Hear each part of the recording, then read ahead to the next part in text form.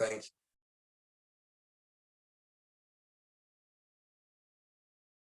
So today is a very auspicious day because every day that we live in this world, we get to experience the love of this beautiful universe with amazing people and God's creation. We are practicing to be grateful, and every day is an auspicious day because we are still here. So today I wanted to, I have been having some meditation in my life. So I would like to share my meditation with you, if that's okay. Meditation is deeply contemplating on some things.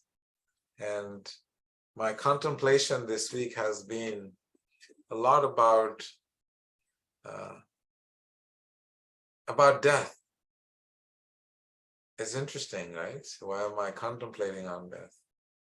Because one of our dear members and leaders of the community in Europe,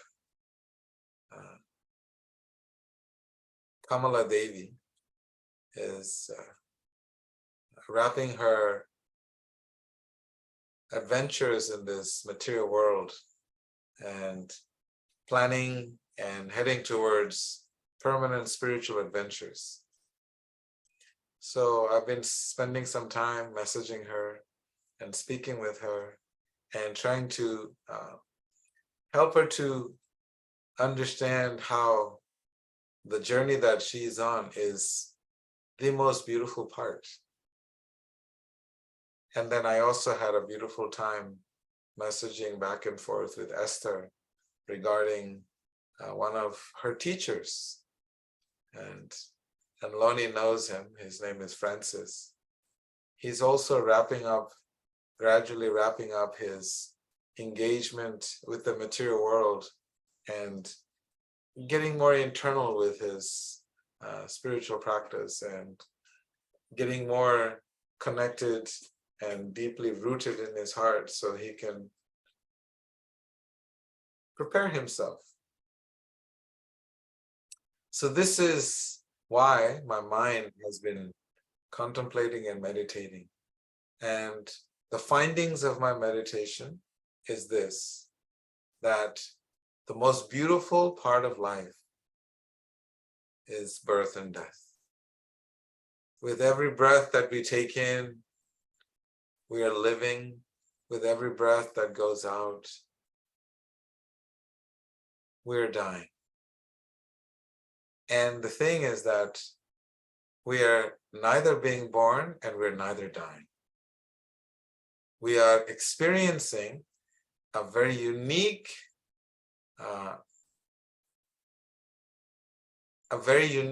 component of life. And that component of life is the ability and the opportunity that we have for personal and spiritual development and upliftment. So the topic today is dying before dying. Right? How to die before you die. So it's interesting because there was a saint, a great personality who was one of my teachers, big inspiration. He was a student from Princeton University, and he gave it all up to practice bhakti. And they call him the BT Swami. And he had traveled the world, and he inspired hundreds and thousands of people around the world. And finally, when he was leaving this world, he was setting an example of how to prepare your consciousness. And why is it important to die before die? So this is what we're going to discuss. Dying before dying is a common understanding in Vedic and yoga wisdom circles, that unless you die, you prepare for death, then you won't be able to die properly. That means all the layers and coverings that we have in this world, we have to see how to cause them to disappear from our lives, how to remove it, how to kill all those material desires that hold us more and more captive in this material body. And this is why when we remove all these layers and layers, then we can actually properly die, because what happens is that we have created, our whole life is about creating a template for what you want to be in your next life. Very important principle of yoga is to understand that this life is a template for your next life. And the life that we're living now is a template that we had created in the life before. Because as the great wisdom text called the Bhagavad Gita very beautifully explains, for the soul, for the self, there is neither birth nor death at any time, has not come into being and does not come into being and will not come into being. It was always existing. So what is happening? What is happening is this opportunity that we have, this birth, opportunity we have to create a proper template so that the next body that we have, the next reincarnation that we have, that it will be the incarnation that you really want. You know, when someone builds a home, they pick and choose where everything should be in the house. You get to customize your house. Has anyone ever custom built a home? Yes, you go to a realtor and they will tell you, and they will custom build it for you wherever you want things. And they create a template, a prototype. So this life is simply creating a template. What does that mean? What it means is living this life with the purpose of elevating our consciousness.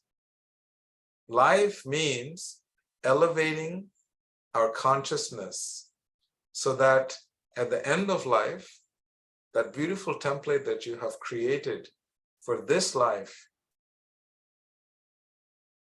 you're already set in the next life. So this is what the yoga recommends. What is the illusion in this?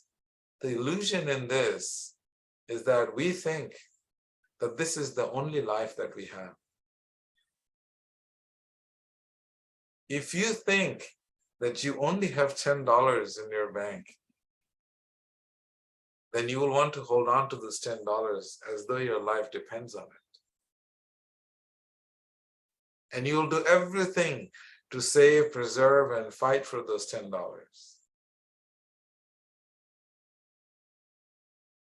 So the illusion that we're living in is to think that this is our only life, that we have no life after this. And so therefore,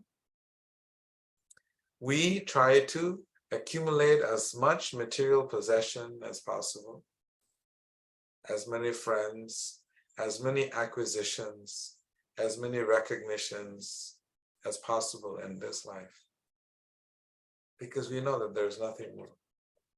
And when we come to a state of being, of realizing that everything we acquire in this life is something that we have acquired.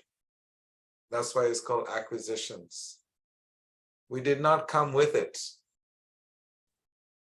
It's not something we brought with us.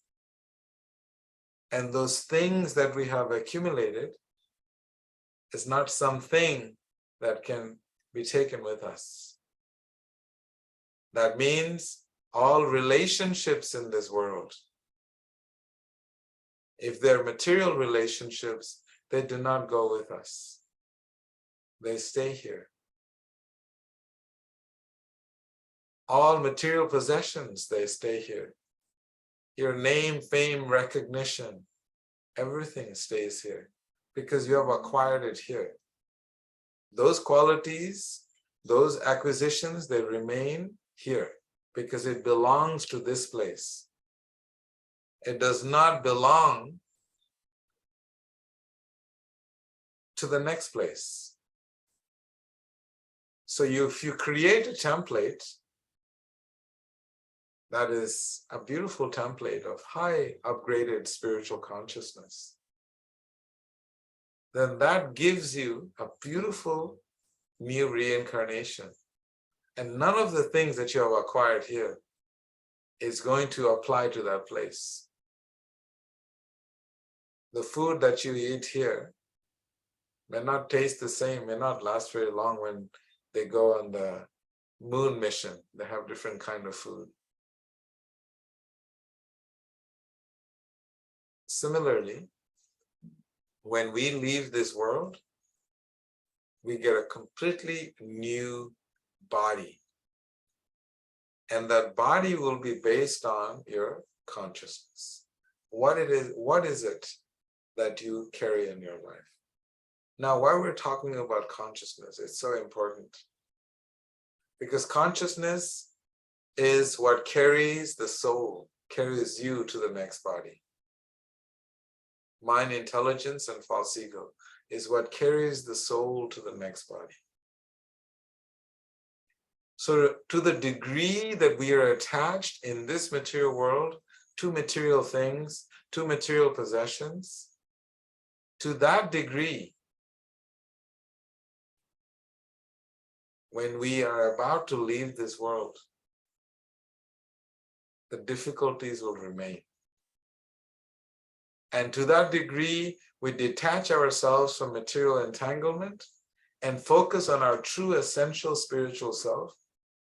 To that degree, the departure from this body, I mean, it's less painful. So what happens? What happens when in the verge of leaving this body? Like I've been discussing with Kamala Devi, many of you know her from the European group. She's a beautiful soul. From the age of 15, she's been practicing spiritual life.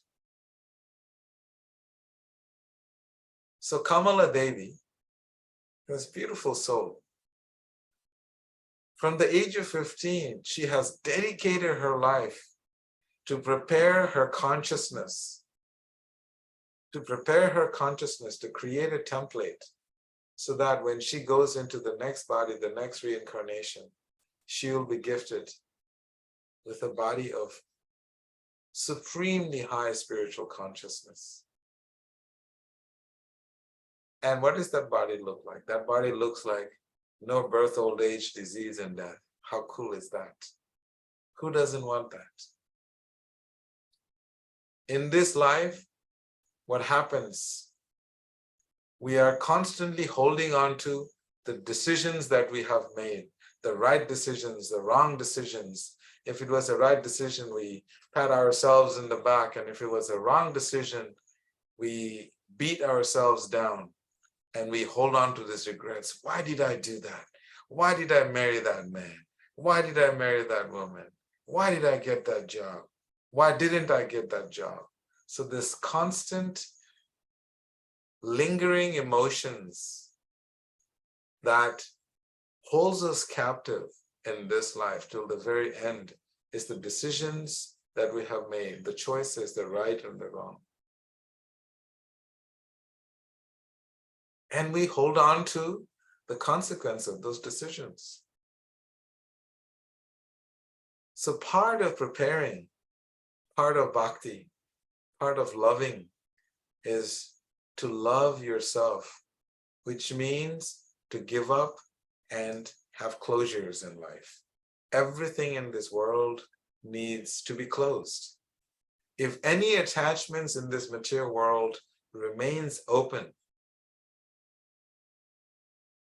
if there's a can of beans you open, it's going to remain in the fridge. You have to take it out, put it in the trash, get rid of it so the fridge is empty. So here I'm talking about reconciliation. Why? Because it is a very important process of departing this world. In our lives, we do not want to hold grudge, animosity, anger, and hatred, and envy, and jealousy towards anyone. Because all those emotions that we hold on to is deterring us from having a proper exit from this world and entrance into our new beautiful home that we have created with working so hard to elevate our consciousness. When I'm talking about home, is this body that we have created. This body is this beautiful machine that we have. This machine is strictly given to us for this one and only purpose. This machine is for you to use for spiritual elevation and upgrading your consciousness. So if this vehicle, if this machine is not properly used to upgrade our consciousness, then what happens? This machine becomes the cause of our bondage. Then we get a machine that is downgraded. I just recently helped a friend buy a car. I went to the car dealership and I spent a good few hours talking to the car salespeople and the managers, trying to understand how a car appreciates in value. And it's quite fascinating. And I was thinking how this human body is that same vehicle. If we use it properly, it always retains its value. We don't have accidents if we drive properly. If we don't rough up this machine, then it retains its value. And you can put them in, return, and they give you another newer car. I was at CarMax, so I was seeing how people go and return their cars and they get new cars. They're constantly exchanging cars. People are selling them cars, some people are buying, some people are exchanging. In this life that we have, this vehicle, this machine that we have, is strictly to be used and engaged and utilized in the proper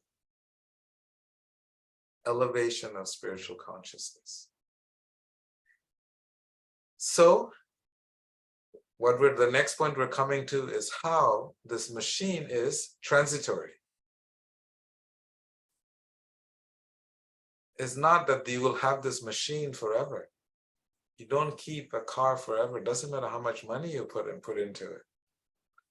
The car will not last forever. So this vehicle is a transitory machine. We simply use this machine to elevate our consciousness, then we get a better machine. And we're constantly upgrading to the newer and newer model. And the highest model that is available is having a transcendental spiritual body. And that transcendental spiritual body is possible and accessible to all of us, provided that we engage this material life that we have and engage it in the service of the divine and continuously elevating this consciousness.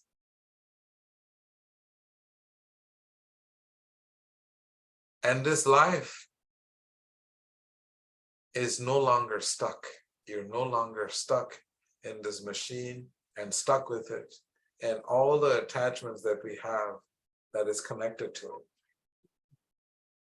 So throughout our lives, We are constantly being given signals. This machine is a very high-tech machine, just like all the cars. It's so technologically advanced, it self-drives, it tells you what is wrong, what sensor is not working, if there's low air in the tires, everything is shown up on your dashboard. So similarly, this life is like this. At every moment in our lives, we are getting so many signals. What are some of the easy signals? You get a headache. You get a stomach ache. You have fevers. These are little signals that you're not taking care of your body properly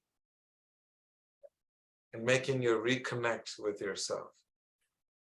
And what people do, they just take medicine and suppress those symptoms that you're feeling. And we just, whenever we have any pain, we suppress it, suppress it, suppress it. And we continuously suppress everything that this body is signaling to us, because those signals are spiritual signals. You realize how this body is not meant for temporary material pleasures. It is meant for something that is permanent. And so therefore, when the signals come and we defy the signals of the body, then you get bigger and bigger and louder signals. And those are indicators in life. And eventually what happens is each one of our sensory faculties, taste, sight, smell, touch, and hear. Sabda, sparsha, rupa, rasa, gandha in Sanskrit. All of these 5 sensory faculties, they start to work less. As you know, when the body ages, you cannot hear properly. You need hearing aids. You need glasses. You cannot taste and you cannot chew properly. So you need food that is easier to chew and easier to swallow. So in this way, indicators and signals are being given to us throughout our life. And we continuously defy those signals, and we continue to hold our material life as our priority. So it's very important. We have to prioritize and understanding what the signals are telling us, and prioritize ourselves, our spiritual selves over the material self. To understand that we are simply residents, temporary residents in this material body. And everything in this temporary material residence will be removed, will be taken away from us. So how can we prepare this consciousness before all our senses one by one starts depleting, and eventually they will not work? So we have to understand the primary focus of our life has to be our true eternal self. And the secondary focus is our material self. I'm not saying that you should neglect your secondary self, which is the material body, the needs of the material body. This is the secondary self. So we have to prioritize between our secondary self or our primary self. If our primary self becomes primary, then you are in the right space, because you're creating a perfect template for the next body. Otherwise, when we are not preparing ourselves, and we have continuously prepared for our secondary, which is to acquire material wealth, acquire more material relationships, more friendships, then what happens? We are continuously afraid of losing everything. The more emphasis is placed on acquisitions, more the fear of losing those acquisitions. People don't want to lose. Who wants to lose their homes? They work so hard to get a house. No one wants to lose it. People work so hard for their name, fame, and recognition. They spend millions of dollars. I met this one person at Georgia Tech University. He was working for one of the spiritual leaders in the world. He's one of the biggest. And they spent $20 million in marketing, creating a brand name for this guru, for this teacher. So if you work so hard to create material name, material fame, material acquisitions, to that degree, you will have fear throughout your life, and you will be dominated by fear until the very end of your life. You'll be fearful.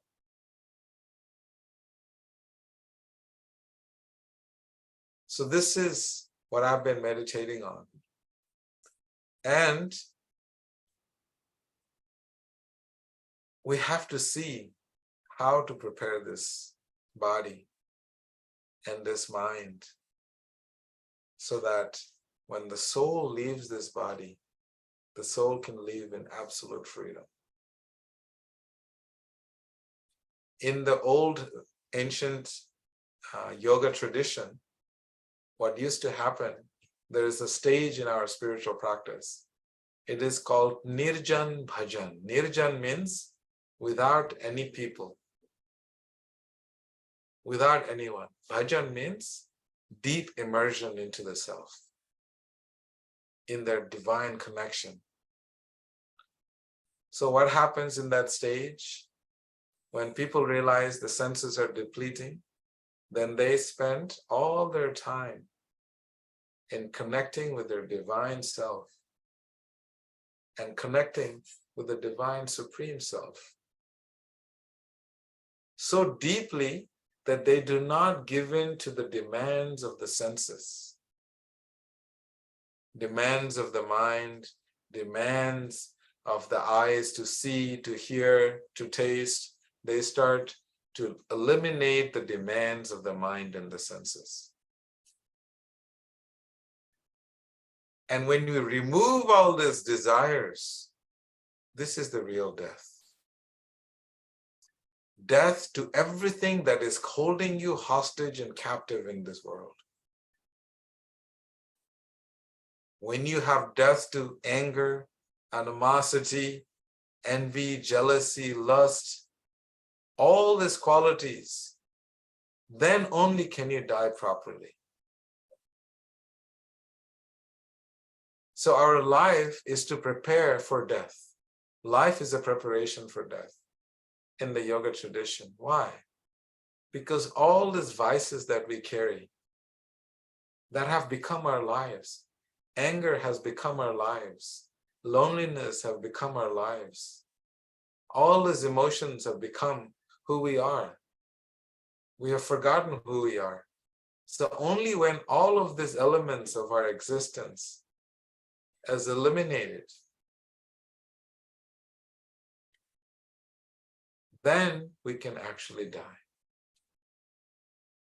Otherwise, we'll be holding and clinging on to dear material possessions, dear family, dear children, dear material objects that we have acquired so hard in our bank balances. I was told that a friend of mine said, a friend of his mentioned to him that when she dies, she wanted to make sure that as soon as she died, that make sure that she dies beautifully. That means there should be proper makeup immediately put on her and her hair done properly so no one should see her, not looking pretty.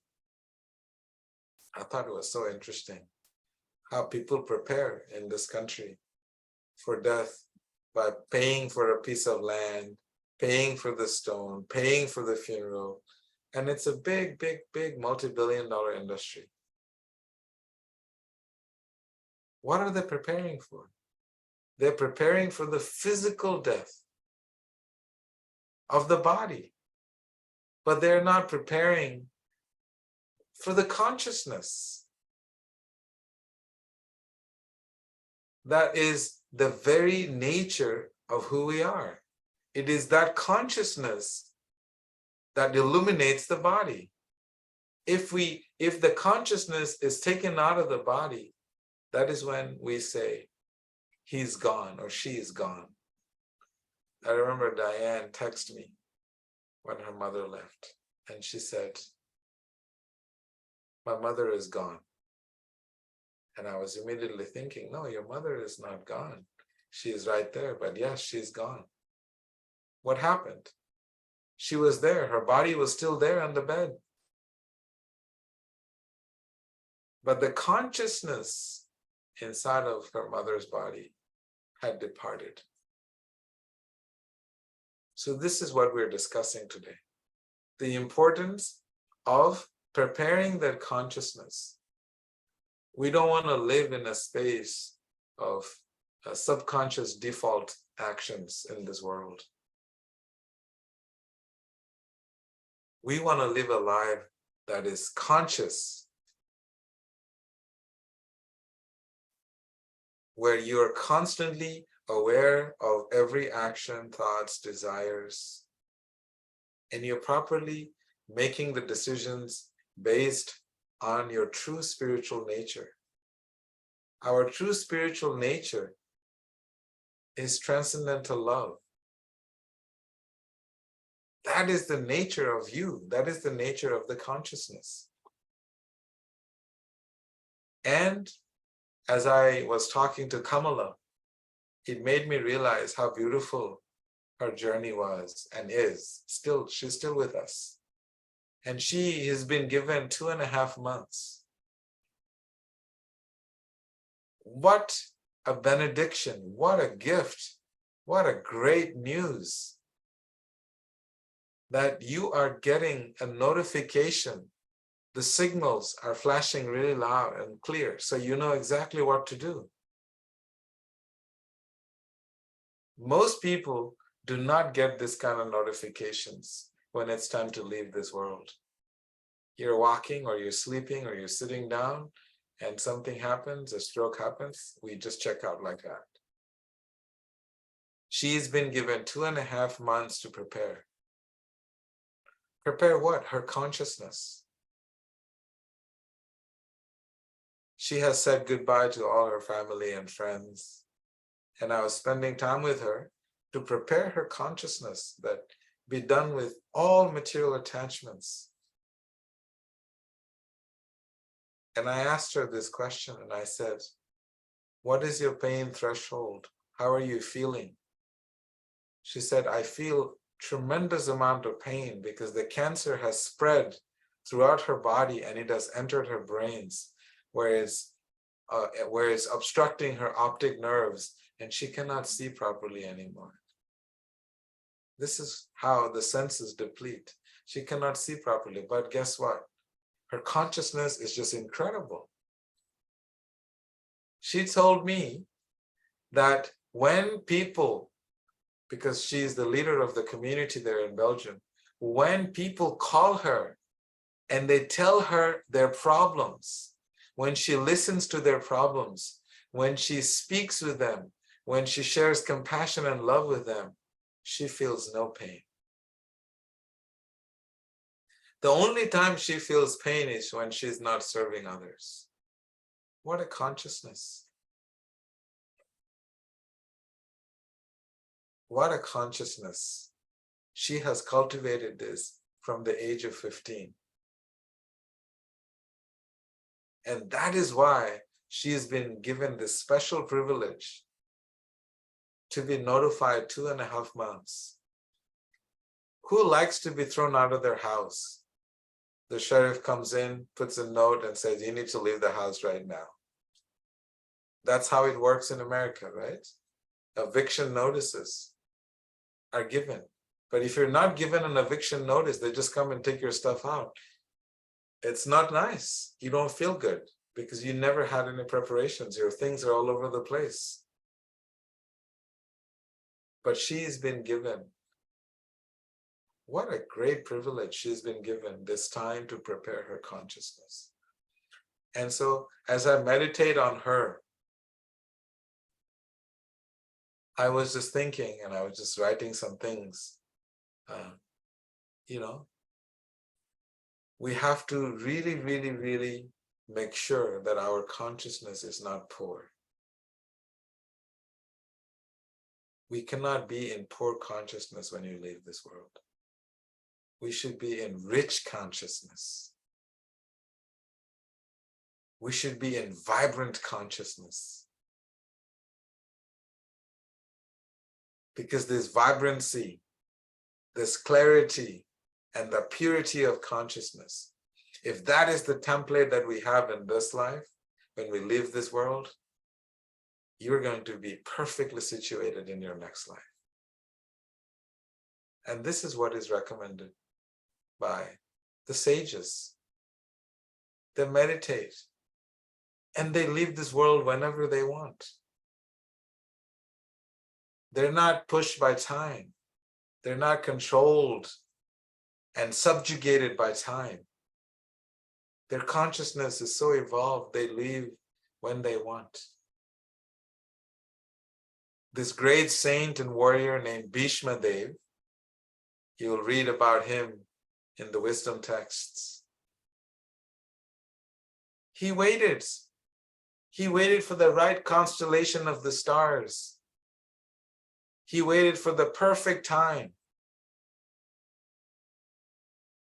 He waited till he was surrounded by his dearmost friends and family who were simply there so that his consciousness, by simply looking at them, would rise up. And that is why I was talking to Kamala Devi that during her departure, I plan to fly to Belgium and be there right next to her and just continuously remind her how important it is and work with her to help her to be in the perfect consciousness when she leaves this world. And this is what we live life for. We live life so we can die properly. So we can die consciously, not unconsciously.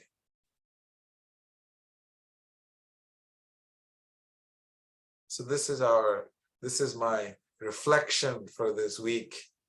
I've been constantly thinking how amazing Esther's teacher in Eindhoven, also Lonia's teacher, Francis, is such a beautiful soul, such an elevated soul. He's simply wrapping up his material engagements, wrapping things up, wrapping his material engagements, so he can be in this beautiful consciousness as he walks away from 45 years of teaching yoga and meditation. Now he is focusing on inner deep meditation and internalizing his life.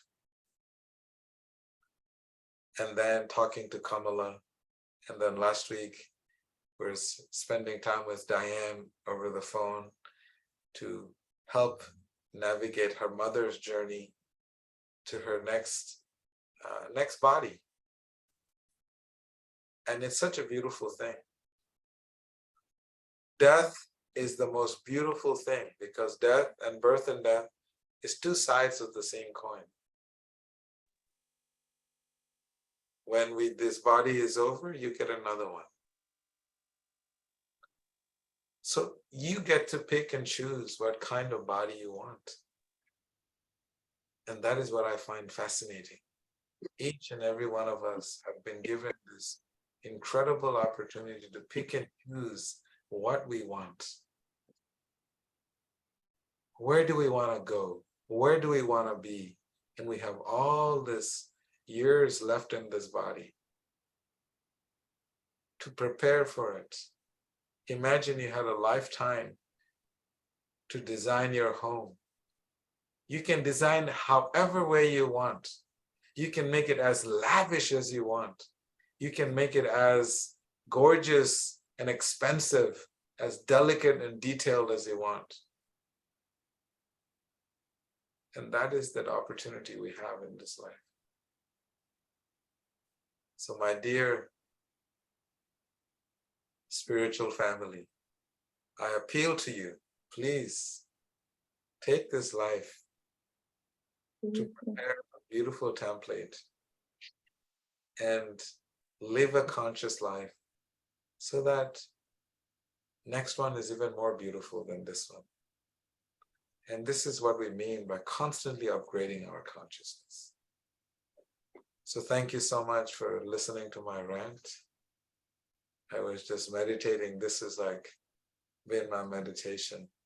I was actually thinking to actually open up a course on how to help, because I've done it quite a bit, helping people to detach themselves from this material world, but to really do a beautiful course, the death course. There's something I studied, is called Marma, means death touch. That means healing disease. So you kill the disease with simply touching and healing others. So this death touch is the healing method. So this life is preparing for death, so you can actually die properly. And in death, you'll live forever. Because when you live a life of proper consciousness, that consciousness with which you have left this world, that consciousness will permeate the world. Everyone will talk about it. Diane will never forget the beautiful energy and the consciousness that her mother left this world with. Diane was laughing. She was laughing the same day because she was so happy. What a beautiful journey. Am I correct, Diane? And the next day I called her on the phone. How are you doing? And she starts laughing. And I was like, okay, success, you know. So death is not something to be sad about. Death is the most beautiful celebration of life, because it is the celebration of your upgraded, evolved consciousness. And that is the best legacy that we can leave behind. And Kamala Devi in Belgium is doing just that. Many people have reached out to me already asking, Veda, what can we do for her? Can we be there with her? Can we do this? Can we do that? Everyone wants to be there, because her consciousness was such, it permeated the whole community and countries even.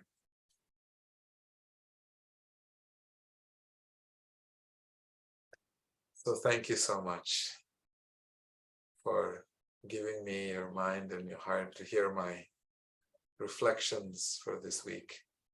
And I just wanted to share what was in my heart, because this is the heart space. So this is what was in my heart this week. Any comments, questions, reflections, thoughts, takeaways?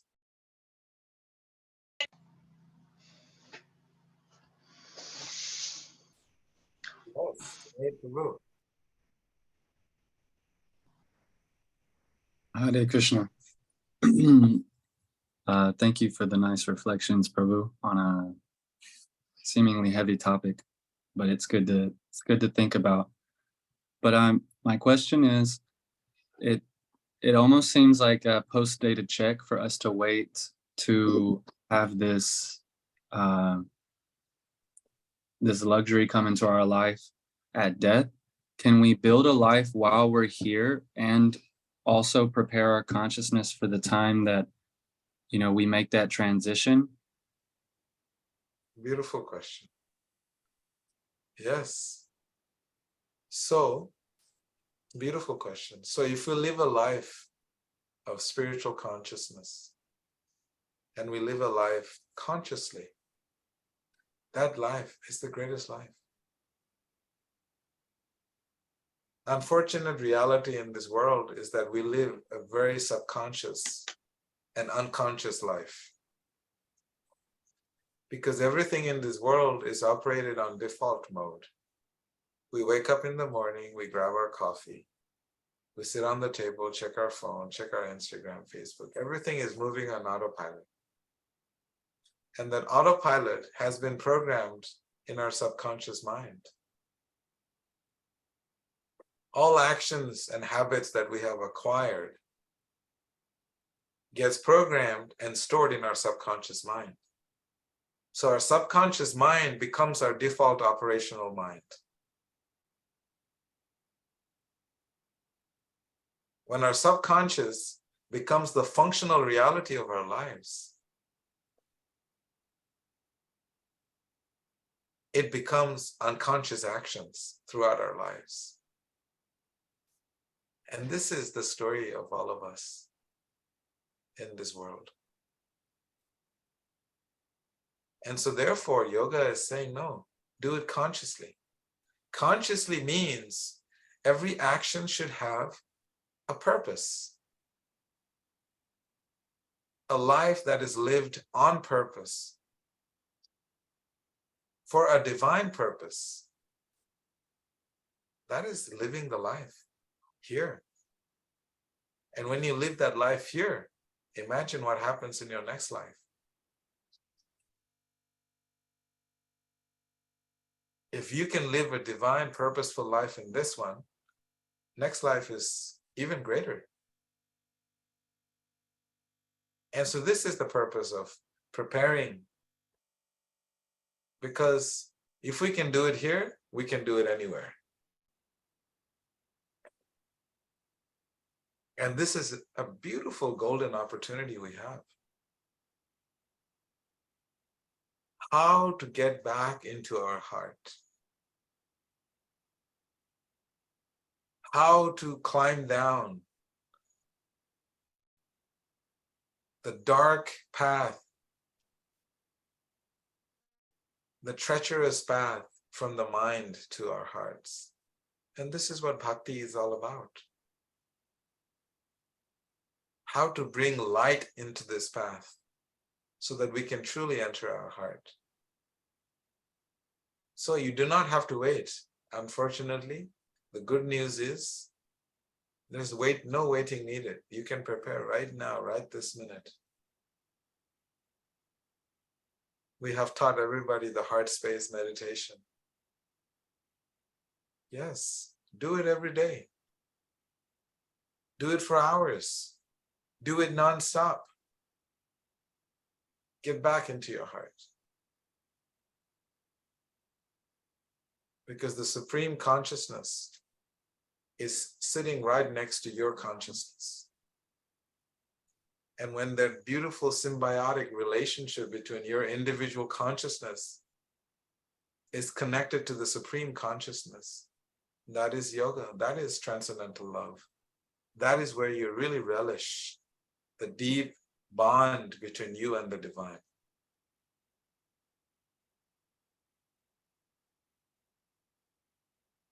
Does that make any sense, Nay Prabhu? Yes, it makes sense. Okay. Any other thoughts, comments, reflections, or takeaways? We have 3 more minutes. Prabhu, I would just like to thank you for the whole lessons and how you bring out and make us understand death. Because previously when I lost, I haven't before joining your class, I haven't dealt with death like the way you are telling us now. So it often leaves me with pain and sorrow and but now when I looking back at Kamala G's life and I'm looking at everything, I mean, there's nothing she is there and she is consciousness is so pure and it's so beautiful. There's nothing to worry about her and her soul and anything.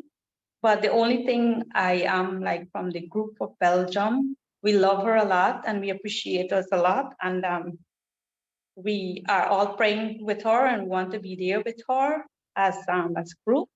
And we looking at her legacy and everything that she's done. And we want her to still pray because I still hope their prayer can work miracles, and I think she can. You never know. So I just pray for her, and I want to say thank you, everyone, and for sharing your hearts. And I also can see, look at death as in a different manner, because I had lost a lot of loved ones to death, and some of them really hurt me. And then, now I'm realizing that, you can look at death as a different aspect. So thank you so much for bringing that out to me. So, thank you very much. Yes, beautiful. Thank you for sharing. And, if you haven't met Kamala Devi, you will meet her again and again through me, because I see her consciousness completely shift and change over the years, and it makes me very humbled to see how it is so possible in one lifetime, from the subconscious to the unconscious to the conscious and supreme conscious, how it is possible to completely upgrade it in one life. And I watch her, and I watch her actions, and I watch her dealings, and very closely. And she is completely at peace in her heart that the divine object of her transcendental love in her heart is her daily meditation. She has visions of the divine couple, the divine personified coming, running towards her and playing in the woods behind the mountains. She's already seeing all of this. This vision is already in her mind. So you get glimpses when your consciousness is evolved, you get glimpses of what life is beyond this current life.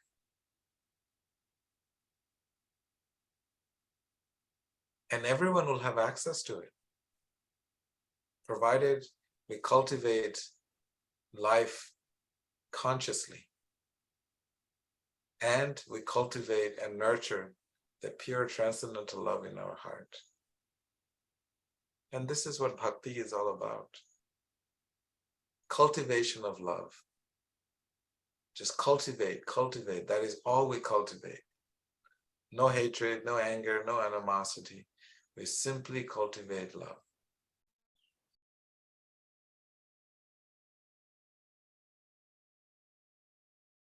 Okay, so any other questions or comments or thoughts? Hare Krishna, everyone. Hare Krishna, Guruji, Veda. First of all, I would like to say my heart and my prayers are with Kamala Devi. I feel as if I know her, but I just know her through Zooming. And I pray for her recovery or wherever she has to go. And I myself have been preparing for death, as you so nicely put it. For the last week, I'm in New Jersey with my family, and I look at this large family and I said, I have to start detaching from them, because there is no way to do it than when you're with them. So yeah, I'm praying for Kamala Devi, and my heart and my prayers will always be with her, because I just feel like I known her in all this time we've been together on this Zoom. So yeah, thank you so much, Prabhu. Thank you for the interesting lesson of preparing ourselves. Thank you, everyone. Thank you, everyone. I hope you all have the most wonderful weekend. Please know that you are always loved and you're always cared for. And we'll see you again next week. Please share the love with others in life. Namaste, everyone. Namaste, Hare Krishna. Hare Krishna. Namaste. Haribo.